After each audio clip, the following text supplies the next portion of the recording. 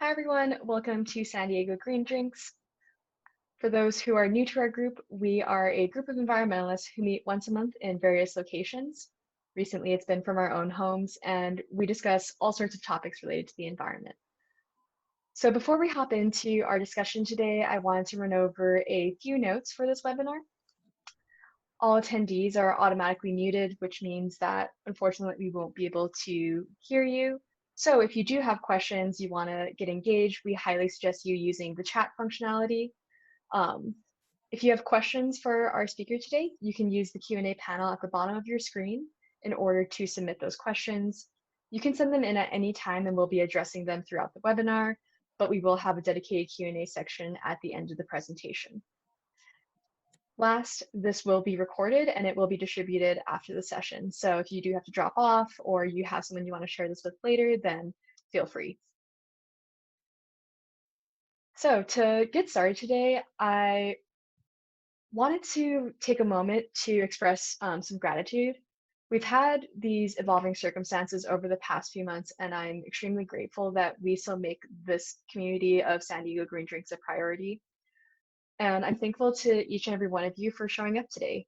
We're now in our 9th week of sheltering in place here in San Diego, and it's really great that we're able to be healthy and able to come together through virtual means to discuss a much bigger challenge, climate change, which is why I'm really excited to introduce Dr. Shahir Masiri to speak with us about how we can address common misconceptions about climate change and therefore make ourselves better stewards of the environment. Shahir is an environmental pollution scientist at UC Irvine, where he works on air pollution exposure modeling and climate change communication research. He is also the author of the book Beyond Debate, Answers to 50 Misconceptions on Climate Change, and he's a contributing writer for The Hill.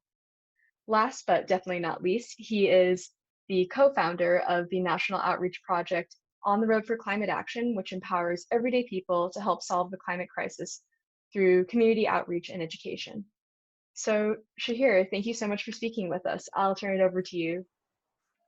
Yeah, absolutely. Thank you so much for having me. I hope everyone's staying healthy. COVID-19 has made life a lot more difficult for people around the world, but it's also made things like this a bit more easy. Mike and I have been talking about my joining Green Drinks for a talk for quite some time. I'm located in Orange County, and this Zoom format makes it actually very nice. So I'm happy to finally be speaking to you all. All right, so thank you for the introduction, of course, again. Let me share my screen and I can actually take you through a little slide presentation that I have prepared here. So as was mentioned, the author of the book Beyond Debate. Yes, so I've structured this talk to sort of weave through that theme of climate misconceptions, and the title Beyond Debate sort of fits in there. So I'm going to basically talk about some of the most common climate misconceptions that we all sort of contend with. I think many of you have heard them before. And I'll also use this sort of project that you had mentioned, On the Road for Climate Action, as a guide to also incorporate some of my own observations and experiences around the country, talking with communities about climate change.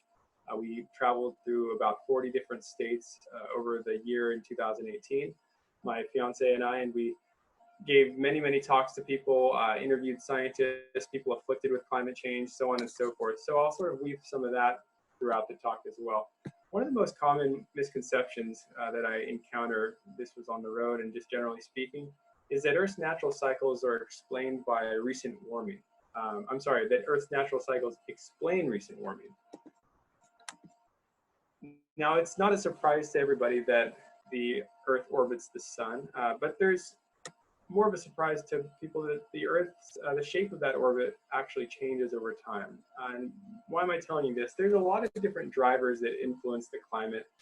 First and foremost, climate change in and of itself is a natural process. We've had climate change for millions of years, and the climate will always continue to change. There's natural drivers that dictate changes in the climate. And that's why I'm mentioning what are called the Milankovitch cycles, because there are natural planetary cycles that do influence the temperatures and climate on Earth. One of them being that shape of the orbit, as I mentioned. The Earth orbits circular and goes from more circular to more elliptical, the orbit does, and back again. It takes about 100,000 years to complete that cycle. It's nonetheless still important in driving climate change, but it's pretty much stable over the course of a few decades, and it fails to explain the decade after decade increase in temperatures that we've been seeing in recent times.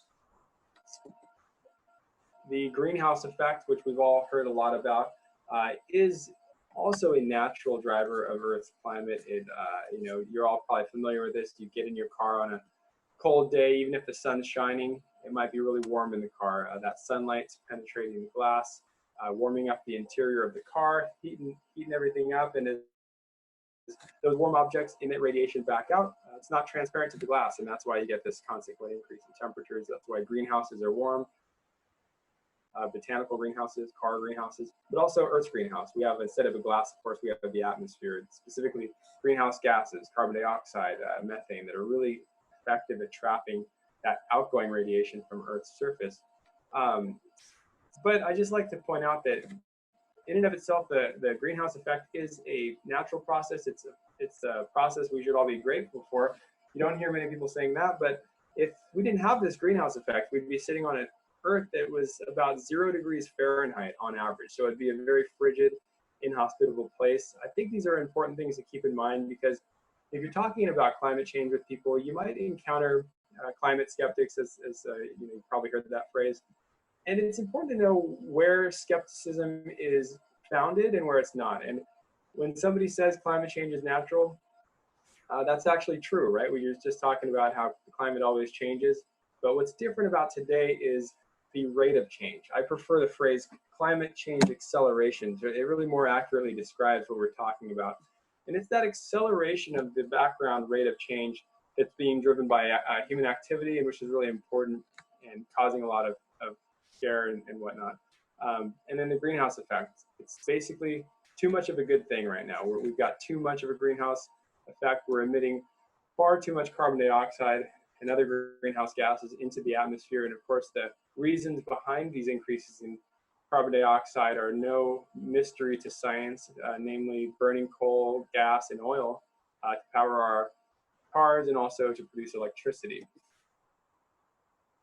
So this notion that we don't know what prehistoric temperature and carbon dioxide were like also turns out to be a misconception. We actually have a lot of great data that goes back thousands of years, hundreds of thousands of years, in fact, showcasing what temperatures and what carbon dioxide were like in Earth's history. This is not a graph-heavy presentation, but this is a really important graph to just point out from the outset. And maybe some of you have seen this. What this is showing is carbon dioxide and CO2 going back 400,000 years. I'm sorry, carbon dioxide and temperature.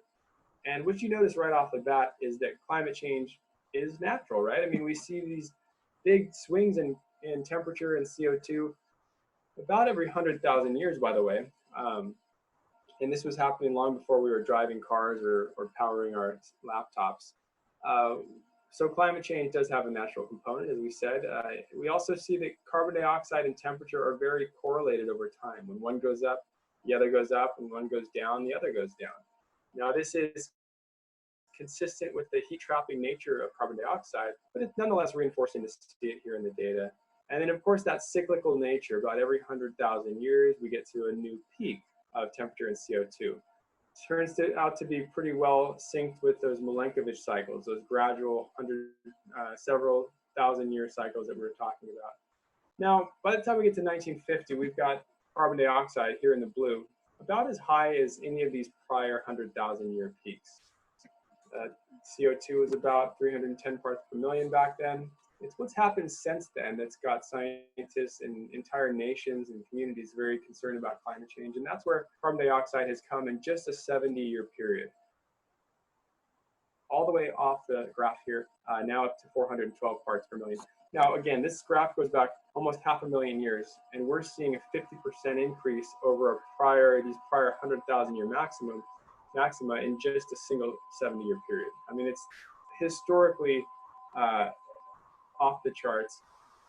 And of course, it doesn't take a statistician to see that this is alarming, that this is an anomaly. And if you know what we know about carbon dioxide, Of course, we're going to suspect a lot of warming is going to come from this.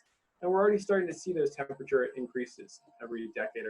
Temperatures are getting warmer and warmer, and the present decade is no exception. So this project I was talking about, On the Road for Climate Action, started out west, and we were basically, the story of climate change, I should say, out west is one of increasing aridity, drought, temperature. Of course, we're already a fire-prone state here in California, but the story with wildfires is only getting worse, not just wildfires, but tearing through entire cities and communities, as you're familiar. This is not just in the news or hearsay, it's actually also in the data. This graph here is showing you cumulative forest area burn throughout the United States. And what you can see is about every 5-year period, that area of forest burn is getting higher and higher.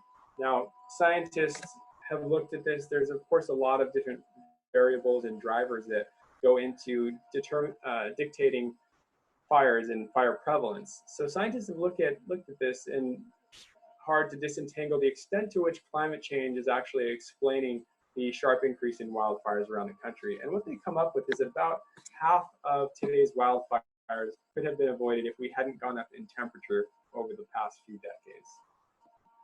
And these are some graphs just showing you how dramatically wildfires have increased across the West. 4 times more major wildfires today than about 50 years ago, burning 6 times the area. And in fact, the wildfire season out here out west has grown by about 78 days over the course of the year. Bark beetle. Also, I shot this picture in the Rockies area. This is actually upper Utah. And this bark beetle is doing a lot better as climate is getting warmer. They're not dying off in the winter like they used to, and they're really decimating forests all across the United States. These trees were just an example of what the bark beetle is doing, but as I was hiking on this trail up at Cedar Breaks National Monument, I got to the top of the ridge, and this is what I saw, which is just widespread forest destruction. And now this can be confirmed because this was a national monument, so they actually have plaques that are telling tourists, what's happening to the forest out here.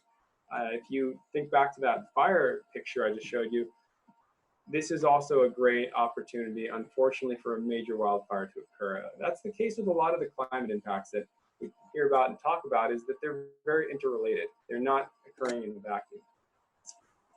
You also might have heard this notion that carbon dioxide is good for agriculture. Not the case. Of course, carbon dioxide is something that plants breathe, so it's logical to think that more CO2 is just going to be good for agriculture. But there are limitations as to how much growth you'll get out of increasing CO2. And of course, as we know, with increasing CO2, we get other impacts here on Earth, such as increasing temperature. And both corn and soybean and other major crops in the United States actually fare worse during high temperature maximums. And of course, across the Midwest, we're seeing a lot of flooding. I interviewed farmers actually in South Dakota, in Minnesota, even up in Massachusetts. And the story of agriculture and climate change is not one of increasing growth and productivity and higher yield. In fact, the Minnesota farmer that we were speaking with was describing how precipitation events are getting much more erratic in that area. And they used to get consistent rainfall that was light and scattered. This is the case for a lot of the Midwest. It's actually not irrigated. If you drive up the California coast, you'll see a lot of irrigated cropland. Not the case across a lot of the breadbasket of the country, the Midwest. It's actually relying on regular rainfall. And these farmers were telling me that what they're starting to get is maybe 3 days of a torrential downpour and then nothing for 3 weeks sometimes, not a drop of rain. And when it comes, again, it comes heavy. And one of the people told me that they got a 17-inch downpour in just a 24-hour period, which was enough to totally wipe out all the crops. The soil erosion was enormous. You can imagine what that must have been like. So it's definitely a grim story for a lot of farmers across the Midwest. And you can find YouTube videos and even news clips and interviewing other farmers. Many are even on my website. I'm continuing to upload videos from this project onto my website, which I'll share with you at the end. I took this picture in Florida. Sea level rise is a big concern in Florida and a lot of the East Coast and other parts of the world where there's low-lying elevation. This was what they call sunny day flooding, and I happened to to encounter this as we were driving through southern Miami. This is an occasional high tide that happens every few months that is getting higher and higher, and now it's starting to engulf the community. It's starting to engulf the roadways, people's yards. This is ocean water that's coming up through the storm drains. So this is, of course, problematic and only be getting worse as we move forward with time. And then elsewhere, I won't spend too much time on this, so we can get to some brighter side of things, some solutions. But coral reefs are really under threat. Hurricanes are projected to get more intense as we heat up the globe. And we've started to see maybe a bit of that, a little glimpse into the future with the last few years. We encountered Hurricane Michael, the largest hurricane to hit the Panhandle, during our trip. It was just a coincidence that both Hurricane Michael and Florence were, they hit right along our path, and we encountered the aftermath of both hurricanes. These are pictures I took just 3 days after the disaster.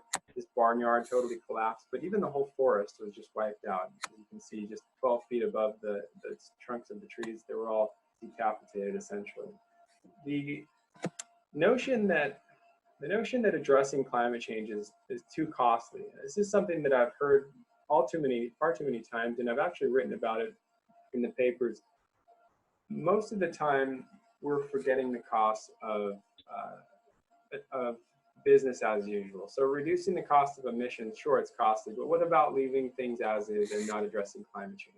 Just to take one example, the United States keeps a record of what are called billion-dollar disasters. Anytime a flood or a hurricane or a fire costs $1 billion to the country to rebuild, this is marked in this list. Now, this goes back to 1980. And what you could see is that there's been an increase in these billion-dollar disasters over time. And just to show you the costs associated with these and the growing costs, it's staggering. There's, just to run down the list here, every decade, so in 1980, we had 28 of these billion-dollar disasters, which increased to 52 in the 90s, 59, and then in this decade, over 111, because I haven't totally updated this slide, over 100 of these billion-dollar disasters with absolutely staggering costs that have been mounting over time. These, of course, in the billions.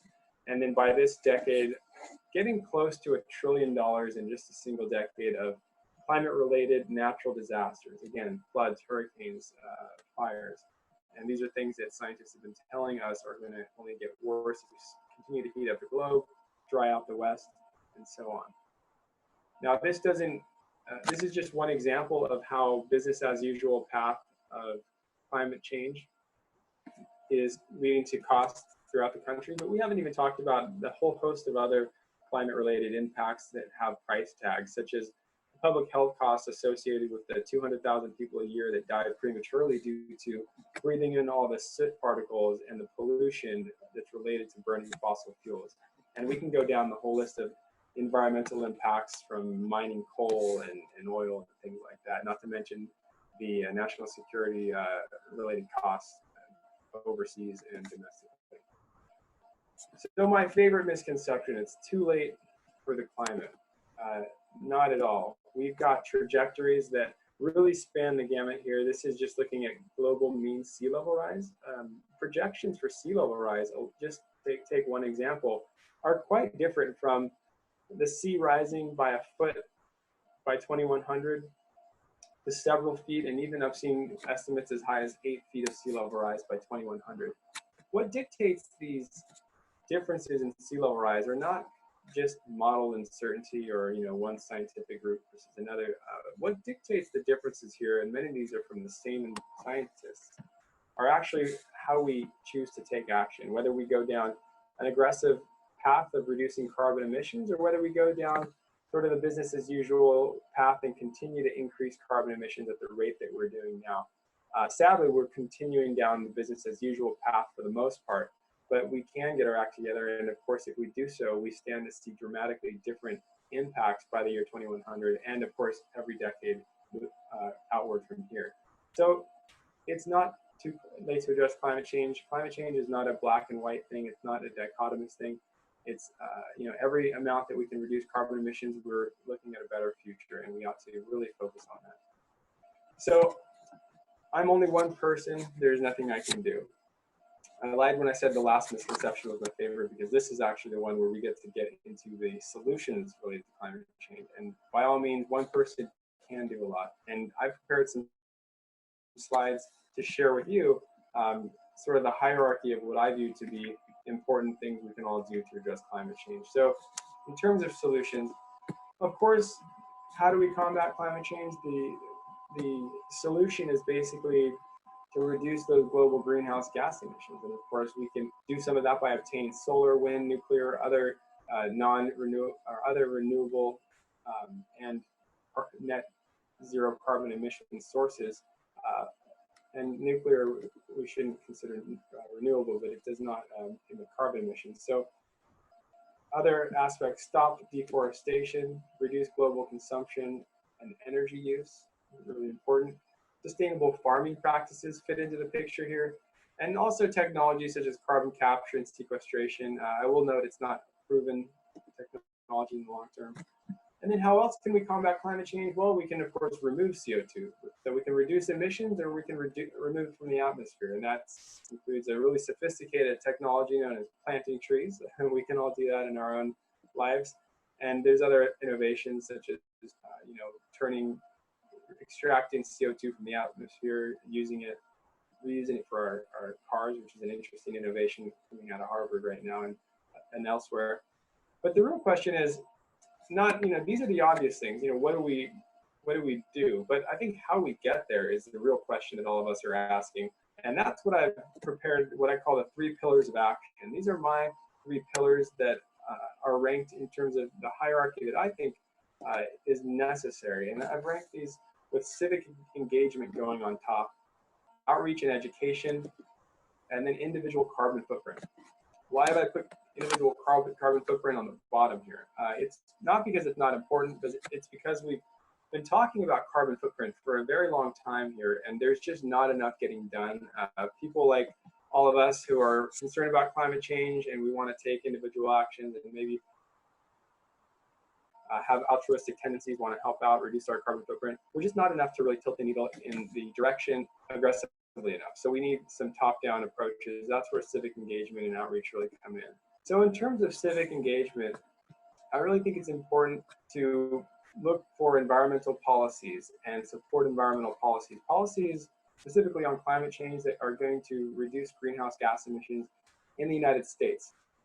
Letters, phone calls, meetings with your elected officials, so important. Really having a relationship with your elected officials, whether they're Republican, as was here Dana Rohrabacher, or whether they're Democrat, which is our current Congressperson Harley Ruda. I think it's important to reach across the aisle. I think it's important to engage your politicians, get to know them, let them know that you exist and that you care about this issue. And also voting. I mean, voting is extremely important. We all have the opportunity to cast a vote and have a say in who gets sent to Washington. And this is where real top-down action can happen to reduce greenhouse gas emissions. When we reflect on environmental policy and public health and environmental health in the United States, we saw a lot of really meaningful legislation occur in the 1970s. We really cleaned up the atmosphere, air pollution, water quality, you name it, throughout the 70s and 80s. But that wasn't done just on its own. It was done because we passed that policies that prioritize these aspects of public health. And we had people out there we had constituents all over the country who made that a priority. There's no reason that we can't do that today and see transformative policy action in Washington. And in fact, I argue that's the most important thing we can do right now is get to that place. A variety of regulatory strategies that we can employ, from economic instruments to command and control policies. I won't get into the weeds on that at the moment, but you can look into certain policies. I'll just mention something called a carbon fee and dividend, or HR 763, and several other policies are on the table of Congress today, which people can actually get behind and support. I have been talking all around the country to groups such as yours, and I always encourage people to vote, but I don't say, vote Republican or vote Democrat. I just say vote for the climate. When we vote for policies that protect the earth, of course, we vote for policies that protect society at large. I can't stress that enough. And outreach and education. I think that Green Drinks, you guys are doing a great job of bringing these topics to a wide audience of people. This is just so important, raising awareness about these solutions, talking to your community. You can also do things like flyers, door-to-door social media, and of course, talking to schools. This was us in Connecticut talking to a group of sixth graders, a very bright bunch, by the way. And I also want to mention the importance of serving as a role model. Some of us are really great about composting, reducing our carbon footprint, policy action, but serving as that role model and actually being proud of what you're doing, sharing what you're doing with others is just a huge part of the sort of pie. And that's what I also stressed in my book towards the end. The whole last couple chapters are dedicated towards solutions, and that key aspect of outreach, which is being a role model, I just think is so incredibly important. Climate change has unfortunately become an issue that's a bit awkward to talk about. It's sort of hush-hush as the Republicans versus Democrats, but it's just so important, I think, to remind each other that the Earth isn't partisan and doesn't cast a vote at the end of the day. The more we can just remove climate change and the environment from that political sphere, the better. And I think that there's, you know, as I've said here, we don't solve problems that we don't talk about. So it's just so incredibly important to talk about. And we have a opportunity today with social media, Facebook, Twitter, Instagram, to be examples in the community and actually share headlines. Back, 10, 20 years ago, you had to be a reporter for the LA Times or for the New York Times or some other newspaper in order to share news and have an audience. But it's not the case today with all these social media platforms. So as much as we use them for our sharing pictures of our family and our pets, I think it's equally as important, if not more important, to slide in a headline of the Arctic melting in the dead of winter and these headlines that exist and just to help disseminate them. I'm sure many of you young audience can attest that a lot of us get our news from Facebook these days, from articles that are posted on Facebook, more so in fact than the newspaper. Most people my generation are not reading the newspaper these days. And I talked a lot about the importance of outreach and pulling this out of the political sphere. One of the most, I think, effective ways we can all do that is by connecting the dots. What do I mean? So climate change is not just an issue that's sort of sitting next to all the other issues. In fact, it's an umbrella issue that incorporates and houses all these other issues underneath. Connecting the dots between, the refugee crisis, which we hear a lot about in our political arena, and climate change is really important. In fact, there's more environmental refugees today than there are political refugees. The economy, I talked a little bit about the economy today, very related to climate change. And this is also the case with jobs. The renewable energy sector is providing more jobs today than the coal sector. So there's a huge opportunity for the economy to benefit from climate adaptation and climate mitigation strategies. War and conflict, huge issue in domestic politics. We really care about national security, foreign policy. Well, you don't have to go any further than the recent Pentagon report a couple of years ago that talked about climate change as a threat multiplier, a very important cause of destabilization. Of course, as we disrupt agricultural supplies, as we disrupt, as we have storms hit communities and cause migration, as we have dwindling fresh water supplies, this doesn't bode well at all for international peace. And same thing here, I mentioned jobs, homelessness, very related with climate change. And the more that we can tie those dots, connect those dots together for our colleagues, neighbors, and family members, I think the more we'll start to get support for meaningful climate action around the country. And this graph here is actually using data that I collected across the country. This is about a sample of 500 people. And what you're seeing is, this was a question I asked, what's your top climate-related concern, your top 3? Well, if you look in black here, this is what people ranked as their #1 climate-related concern. And what stands out overwhelmingly is that future generations, this is what people care most about. And I think this is an important message for climate communicators such as myself and perhaps some of you, that we really ought to do a better job at driving home this message that climate change is not a future generation problem or a next generation problem, but it's a today problem, it's in and out problem. And hopefully my presentation has showcased some of that with sea level rise to hurricane damage and so on. But I think what's also important, and this speaks to what I was just talking about, connecting the dots, is what's missing here on this graph, this histogram. This whole area here, nobody seems to rank as a top climate-related concern.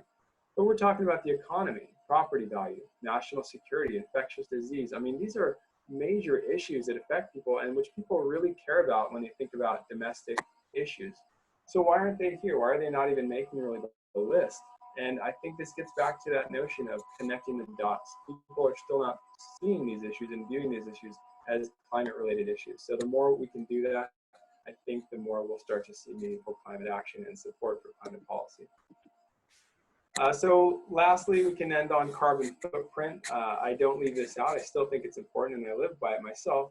Reducing your personal consumption and energy use and waste is just so important, and I think that we all have room to improve that in our own lives, from reducing energy use. You know, most of our electricity around the world still comes from coal and natural gas and fossil fuels. So reducing the AC in the summer and turning out the lights when you're not using them, unplugging your phone, things like that still do make a difference. Heating and cooling of the buildings is just one of the top things you can do. And also our diets. Greenhouse gas emissions are very tightly associated with dietary choices and agricultural products. The theme here is basically pretty similar to what your doctor would tell you if they're telling you to eat a healthier diet. They'd say eat lower on the food chain, more fruits and vegetables and nuts and things like that. Same thing with climate. If you want to eat to reduce your carbon footprint, you want to stay away from animal products and eat more lower on the food chain. A lot less pollution associated with fruits and vegetables than with the production of meat and dairy and so on. And of course, transportation. Even myself, I bike and take the train and bus to work when I do, or I should say before the COVID-19 pandemic. Composting, backyard composting, really fun, creative way you can reduce your carbon footprint. Happy to get into some more of these during the Q&A period if you're interested. Always reduce, reuse, recycle.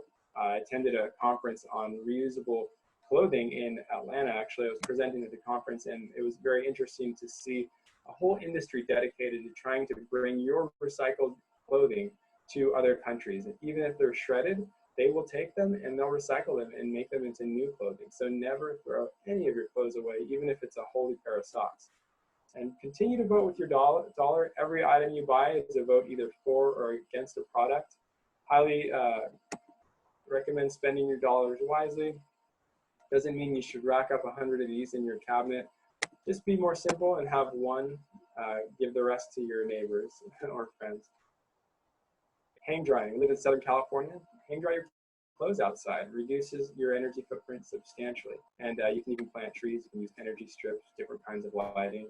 All strategies that we can use in our daily lives. And you're already familiar with some climate action groups. I know you guys talk about the environment, but here's just a few others I wanted to provide.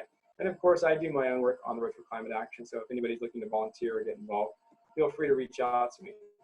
I'm actually going to slide through this really quickly and get to the end so we can get to Q&A. Just wanted to point out, and this is actually where I could break from this particular screen share and take you to a different one, which is my website, where I will I'll share with you my, let's see here, let me stop this one quickly. I'll share with you how you can sort of get involved if you're interested with what I'm doing here related to climate change, and even how you can tune into some of the videos which I didn't have time to get into today, but which certainly you can go ahead and check out if you're interested. So the website is right here. If you can see this screen, this is just shahirmasri.com, my website, and you can go to this tab. First of all, here you can subscribe if you're interested to my monthly newsletter. I also have my book available online that you can pick up if you're interested. And here under the video tab, you can get to Road for Climate Action. And there you're able to see basically a whole host of different videos that I collected during my time on the road, and I'm continuing to upload more over the course of the coming weeks. But they're all here. This one is about the bark beetle. And this one was an interview with a farmer about climate impacts. So I encourage you to check that all out. A whole archive here of videos you can share on Facebook and really help to get the message out about climate outreach. With that being said, I think I'm good to turn it over to you all and take some questions. Perfect. Well, thank you so much. I know that was super informative for me. I hope that those on the call also learned a lot and probably a really nice refresher too on some of the things that we've learned in our past experiences. You had just ended on your tour and like a little bit more about the videos, etc. One of our viewers wants to know what were some of the most interesting questions or conversations you had on your tour, and did you notice a difference in focus based on where you were at or who you were speaking to? Yeah, so when you launch a climate outreach project, you're naturally, you learned, going to attract people who are already interested in the issue, care about the issue. So what I was really interested in trying to do was point people in the right direction about how they can affect change, how they can, work towards solutions. It's actually one of I think the answer to your question would be not necessarily someone that asked a question during one of my talks, but some encounters that I experienced outside of my talks. And one of them was in Texas, where I was at a gas station and I had a gentleman pull up in a pickup truck, and he saw the magnet on the side of our car that said "On the Road for Climate Action," brandished on the side. And he asked me, "What's this climate action, business here?" And I thought, "Oh, here we go. We're going to talk about he's going to, push back on all this climate stuff." And we had a conversation, and he sure enough told me that the misconception that I brought up at the beginning. He said, "Well, climate change is natural. I mean, climate's always been changing."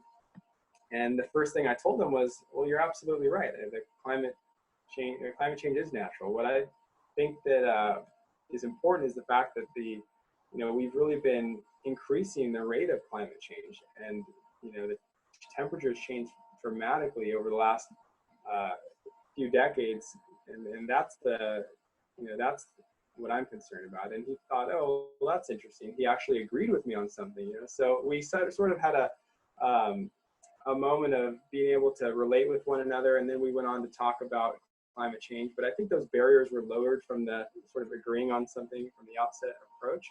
And by the end of our conversation, he actually bought a book out of the back of my car, which was pretty strong sign of affirmation that it was a successful example of communicating about climate change. So I thought that was a useful story that I like to share with you from time to time. That's awesome. Love that. Another viewer asked if, or mentions that there are several climate change advocacy groups out there. So if viewers on this panel do want to get more involved politically, but want to join a more established advocacy group, do you have suggestions on ways that we vet the groups or find ways that they maybe better align with our values? Maybe you have some advice on your favorite group or those that you see more often? Yeah, sure. It's a great question. And let's see, I'll share my screen one more time if that's okay. So the groups that I would recommend are actually groups that I've outlined here. Can you see my screen? I don't think so. Now we can, yes. Or it was there. Yes, I'm sorry. I don't know why it's not making it easier when I scroll down to share my screen. It's not showing me the correct one. But yeah, groups that I would recommend are basically, in terms of political advocacy, On the Road, Citizens Climate Policy Lobby is a group that is doing a lot of outreach to try to reach people on the issue, reach politicians on the issue of climate change. Here we are at my website. I want to just share with you, if you go to the resources tab, really what I'm trying to do is make this website user-friendly and a resource for all of you, rather than just sharing stuff that I do, but also have a resource for all of you. So climate education, if you click on that, it'll take you to this website where you can actually tap into a variety of useful tools or areas. And if you go to climate action groups, which is up here on the top right, click view, it'll bring you some organizations that I've actually already listed here. And I've given you a little one line about what they do. These are the global organizations. So no matter where you come from, you can probably find a chapter. This is Citizens Climate Lobby, which I was just talking about. But there's also Climate Reality Project, 350.org. If you want just more domestic organizations, Earth Guardians, this is a youth-led group. So a lot of climate-related stuff, Sierra Club, Students for Carbon Dividends, you name it. So this will be a growing list, but I think that hopefully helps to point people in the right direction. And I don't think you have to reinvent the wheel and try to create your own group necessarily. Jumping on with other groups is a real effective way to start out and get involved. Citizens Climate Lobby is a very polite bipartisan group that just works with policy. 350.org is more of that marching in the streets type of group. Climate Reality Project is basically trying to create leaders to give presentations about climate change. So they're very different groups with different approaches. And I encourage you, depending on what you're looking for, check out all three. And you kind of talked there a bit about communications and ways that we facilitate those conversations, either through groups or through individual action. So of the misconceptions that you covered in your book, which one or which ones come up the most often in your conversations? Okay, so the one about natural, climate change is a really important one, but there's also some others. I talk about in my book, there's a chapter on basically the so-called climate divide. And I think there's this wide misconception that I encounter a lot, that the nation is basically divided on this issue of climate change. You've got people on one side who believe this and the other who believe that. It's just not the case. There's actually, of course, 97%, as you've heard the number before, of scientists are in consensus on this topic. But even amongst citizens, when you do national surveying, you find that about only 10 or 15% fall into the so-called climate denier or climate skeptic camp. That's a pretty small percentage, and it tends to stand up over time. The Yale program, they're doing a lot of research on this, Yale University, and showing repeatedly about only 10 or 20% of people fall into that camp. So it's an important thing to be aware of. 50 to 60% of the nation is actually really concerned about climate change. This is from the Yale studies to other national polls, and my own research looking at how people are talking about climate change on Twitter shows the same thing. 90% of the conversations on social media that have hashtags climate change or global warming are actually showing concern about this issue. There's a vocal minority that's expressing the opposite perspective, but they're a minority, and that's important to keep in mind, because when we try to encourage others to talk about this issue and bring it up at the dinner table or what have you, you'll more often than not be met with people that actually are also sharing those concerns.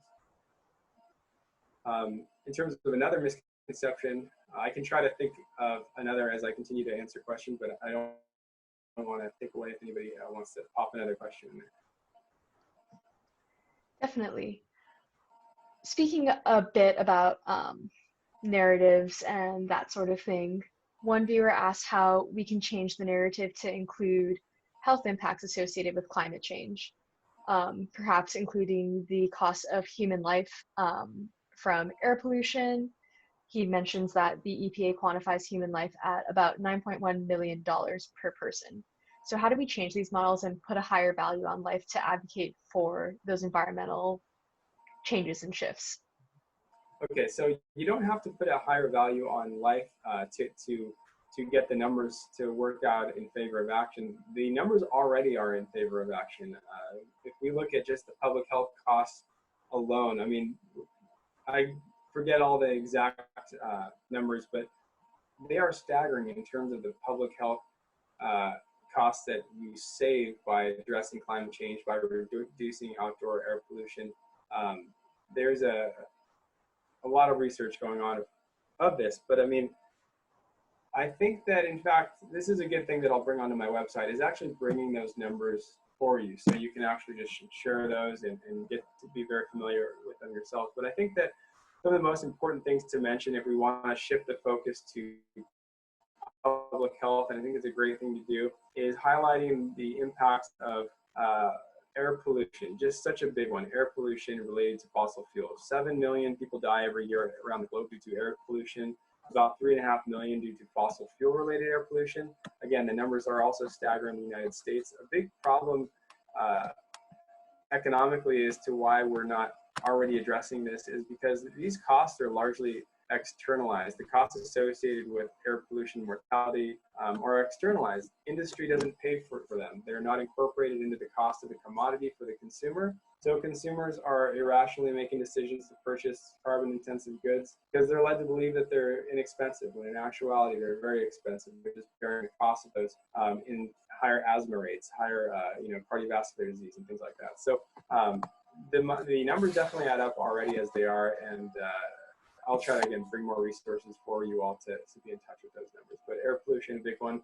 Heat waves, actually, heat-related mortality is the #1 cause of weather-related mortality in the United States. And we're seeing heat waves, of course, be more pervasive and more frequent in the United States.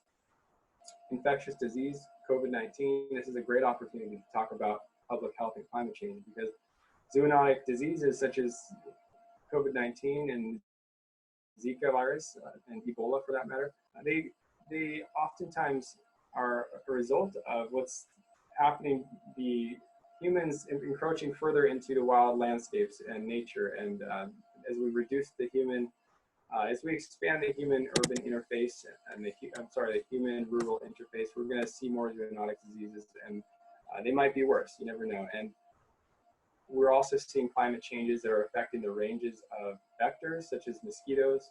So that's another important public health related point to bring up. Lyme disease has grown dramatically across the United States in the last decade, as we're seeing ticks that aren't dying off in the winter as much, and they're expanding their ranges. And again, mosquito, malaria, the list kind of goes on. Great question. Mm-hmm. A related question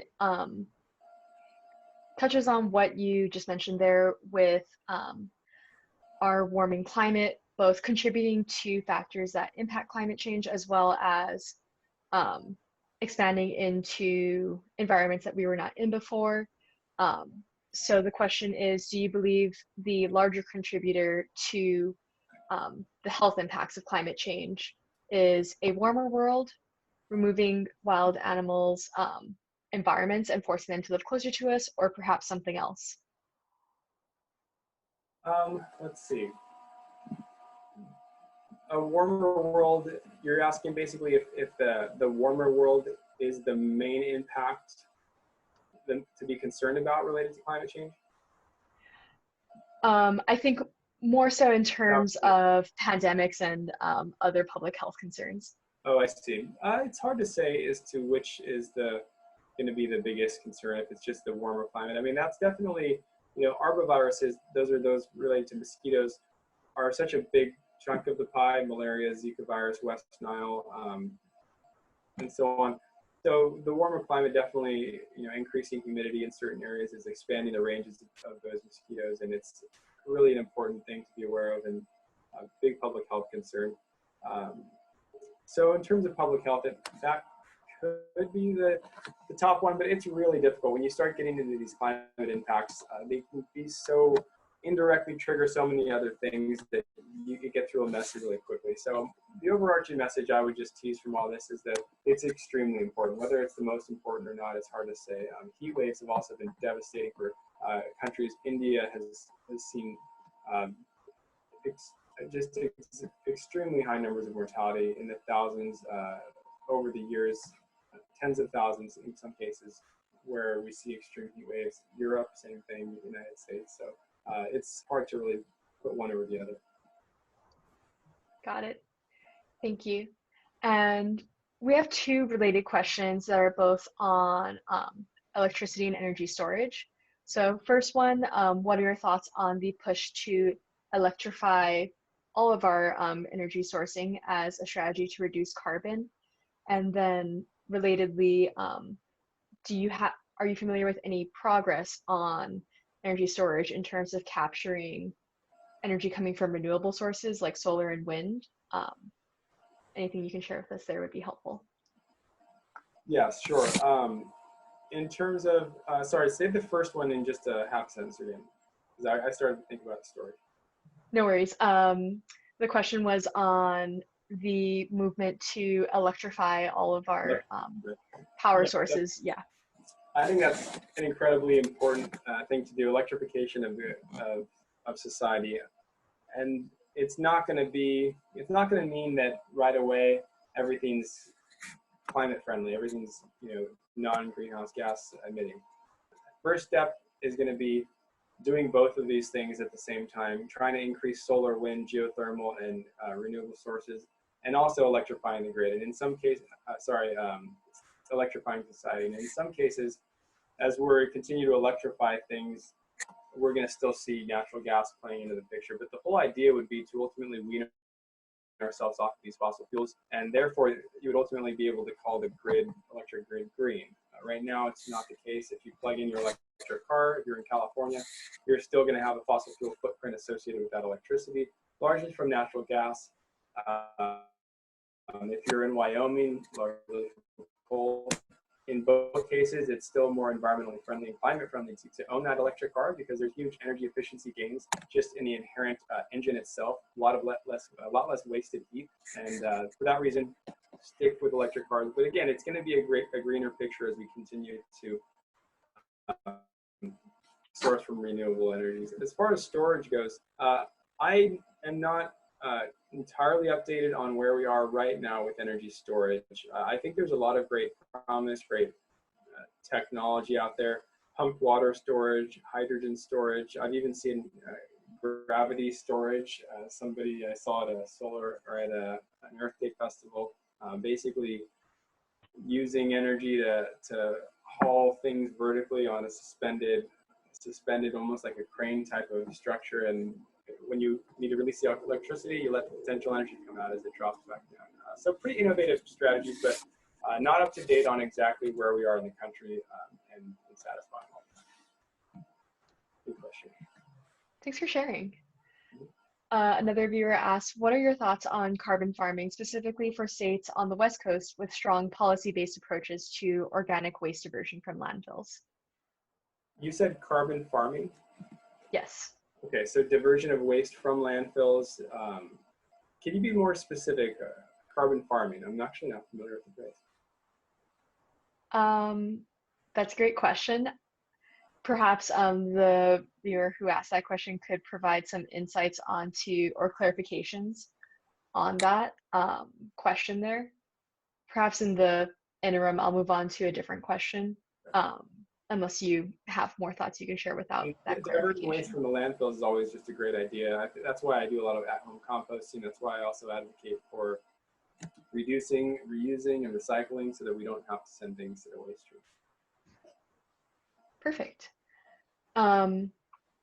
So speaking of our own footprints, we still do generate some emissions. So one of our viewers wants to know if you have a website that you recommend or a source that you recommend for offsetting our own carbon footprints. Okay, for offsetting it, do you mean purchasing carbon offsets? That's my interpretation. Yeah, so I am not an expert on carbon offset companies, but I can tell you that I was semi sort of sponsored by an offsetting company. They actually offset our whole voyage across the country, which was very exciting and nice. And they're called Pale Blue Dot. The way that they were offsetting our carbon was in speaking of waste, it was a project in Texas where they were capturing methane emissions. So that was the way that they were offsetting our carbon through investment into this project. One of the things I liked about them, and of course I think there's a lot of concern when it comes to carbon offsetting, is your dollar really going to something that's offsetting your carbon? One of the things I liked about them is they don't put any money actually into planting trees. It's not because it's not important, but it's because if you want to guarantee that you're really offsetting the carbon, simply planting a tree and walking away is not enough of a guarantee, because you need that tree to actually live out its life for at least for the next 20 or 25 years to truly offset your carbon. So without that kind of close monitoring, the company couldn't be confident that it would actually be effective. So they steered away from that. So that kind of decision making, I think, is what it takes to be an effective carbon offsetting company. So again, the name is Pale Blue Dot, and I would encourage you to continue to look into them and other companies. Perfect, thank you. I recognize that we're coming up to the end of our time, so I do have a question that I wanted to ask. During your presentation, you had mentioned helping people see the intersectionality of environmental issues and connecting those dots between other challenges that we as a human population face. So is there a favorite story or way that you do connect those dots to make people perhaps more aware or more empathetic to the causes that you're speaking about? Well, I think that the stories that we are hearing around the country and encountering across the country, and by the way, as I explain this, I'll just put this up on the website on the screen for people who are going to check out. If you wanted to tune into any of this, I also forgot to mention that these are the links to my Instagram and website where I'm very active. But to answer your question, I think that it is very important to use those stories, in my case, from the climate outreach that we did across the country, but also just anything you can think of as in your own lifetime. There's too much focus, I think, in people's minds on parts per million and graphs and thinking of climate change in that regard. Sharing videos of actual people who are experiencing climate change, farmers, environmental justice issues, people in Florida. We met with a environmental justice leader who was saying that the housing near the coastline, which was typically the wealthier housing, is now becoming the lower income housing, where the rich people now are moving up the hill, displacing the more the poor regions as they're gentrifying. And so climate change is a big equality issue, social justice issue, and environmental justice issue. Learning those stories and sharing them with people through social media and in your own lives, I think is just invaluable. And I encourage you to, again, if you don't have any specific stories in your own lives, that's the whole purpose of all the videos that I'm making, is to bring those stories that I encountered to the American public through short YouTube videos. It's really important to keep things under 10 minutes, and that's what I always do, between 5-10 minute videos. You know, so you can become aware of stories without talking to people yourselves. You can actually just, you know, check out YouTube interviews and really touch bases with those stories. But I think it's a good question. We're not gonna convince people without the storytelling aspect. And that's also the nature of my second book, which I'm writing right now, is more of the climate story related to climate change, and that'll be documenting our trip around the country and weaving in a lot of what we encountered with what's actually going on in data and science. Awesome. That sounds like that'll be really helpful to continuing this conversation. On a related note to the videos that you were just speaking to, are there any more recent climate films or documentaries? The person asking the question mentions a documentary like An Inconvenient Truth that speak to these misconceptions that we can reference in the context of today's developments. Sure. There's a real contentious film that just came out. You might have heard about it. It's called Planet of the Humans. It's actually a Michael Moore film. And he's getting a lot of flack for it because it actually rains negativity on a lot of renewable energy sources. But I'm recommending it for the reason that the end message really of the story is that renewable energy in and of itself may not be the end-all solution. And I agree with that. I think that it's important to recognize the shortcomings of renewable energy. Now, it's a documentary and there's a lot of propaganda and there's several inaccuracies and outdated information that I identified.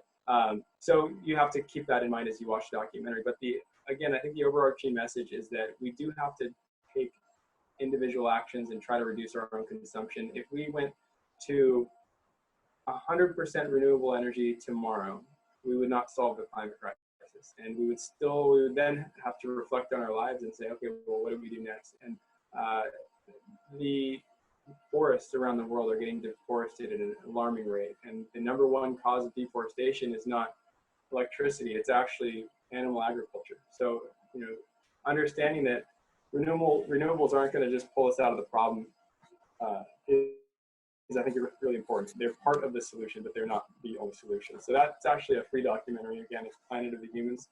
It's on YouTube. I think it's still free on YouTube, so you can check it out. Other than that, I really liked, you mentioned Inconvenient Truth. I liked another, it's a few years old now, but it's actually a TED Talk by Al Gore. I think it's a 2016 TED Talk, 4 years ago.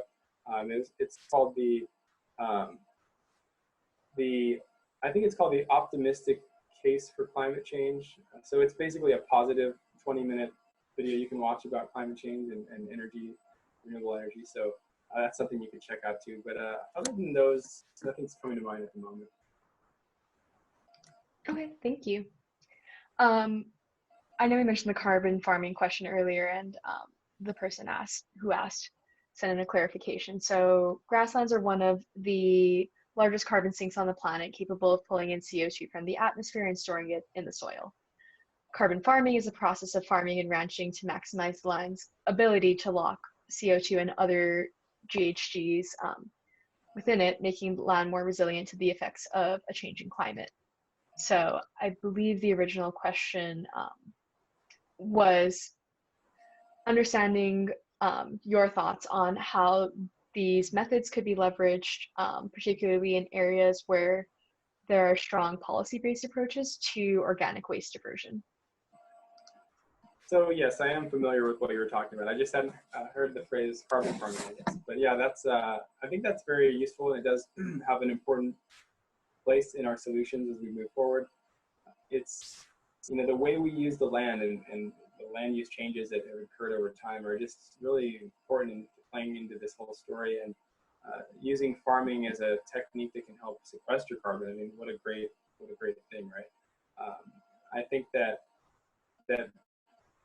should be, probably policy is going to play a role in having in sort of incentivizing that kind of thing. I think California is already looking at, if they haven't already, basically giving farmers carbon offset credits to engage in that type of farming.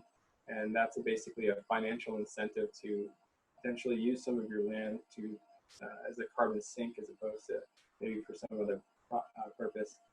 And I'm not seeing, I guess, exactly where it ties into waste diversion and organics. Are you? I'm sorry, did you ask a question? Yeah, I'm not certain I'm getting the connection between waste diversion and carbon farming, but maybe I answered enough already. I'm not sure. I think that again, waste diversion is important. If you further clarify that connection, I'd be happy to speak to it. Sorry. Mm-hmm. And I recognize that we're at the end of the hour here, so perhaps if people have any other questions or things they want to follow up with you on, what's the best way for people to stay in touch with you? Yeah, so the best way to stay in touch with me is, again, so my Instagram I mentioned, and I can throw that up here one more time. This is my website and my Instagram. I'm extremely active on Instagram. You'll see posts every day encouraging sustainable practices, talking about climate-related news and my own work. In fact, this talk today was on my Instagram, and then also my website, shahirmasri.com. Through that website, you can actually find out all the different avenues that I'm active on social media and on YouTube and whatnot. I have all that stuff available on the website. So those are, and I also have my email up there, so you can contact me. Perfect. Road for climateaction.com will take you to the same place, I should mention. Okay, amazing. Well, thank you again so much for joining us. I know we had a lot of really good feedback, a lot of really good questions. So thank you so much to everyone on the webinar who participated, joined, and we look forward to seeing you at our next online event in June. So thank you again, Shahir, and we'll be in touch. Absolutely. Thank you, everybody. Take care.